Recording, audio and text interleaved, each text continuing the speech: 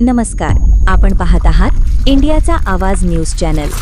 युगांत सामाजिक फाउंडेशनचे संस्थापक अध्यक्ष हेमंत खरात यांना महाराष्ट्र गौरव पुरस्कार संपन्न। मुंबई येथे समाजसेवेच्या क्षेत्रात उल्लेखनीय कार्य केल्याबद्दल युगांत सामाजिक फाउंडेशनचे संस्थापक अध्यक्ष हेमंत खरात यांना महाराष्ट्र गौरव पुरस्कार प्रदान करून सन्मानित करण्यात आले।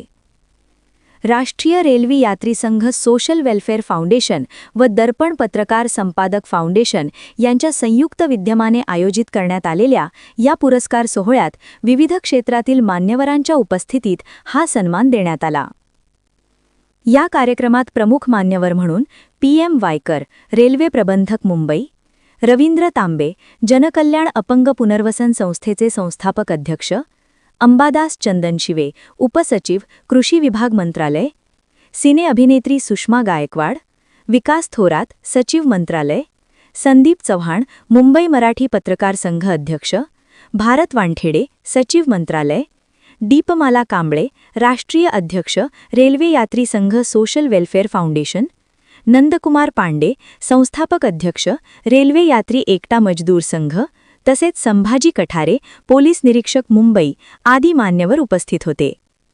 युगांत सामाजिक फाउंडेशनच्या माध्यमातून समाजातील वंचित घटकांसाठी विविध सामाजिक उपक्रम राबविणे, गरजू नागरिकांना मदत करणे तसेच सामाजिक जनजागृती करण्याचे काम हेमंत खरात यांनी सातत्याने केले आहे।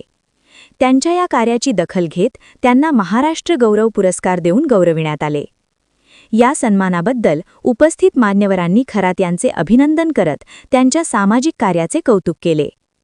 पुरस्कार स्वीकारताना हेमंत खरात यांनी हा सन्मान संस्थेच्या सर्व कार्यकर्त्यांचा असल्याचे सांगत समाजसेवेचे कार्य पुढेही अधिक जोमाने सुरू ठेवण्याचा निर्धार व्यक्त केला।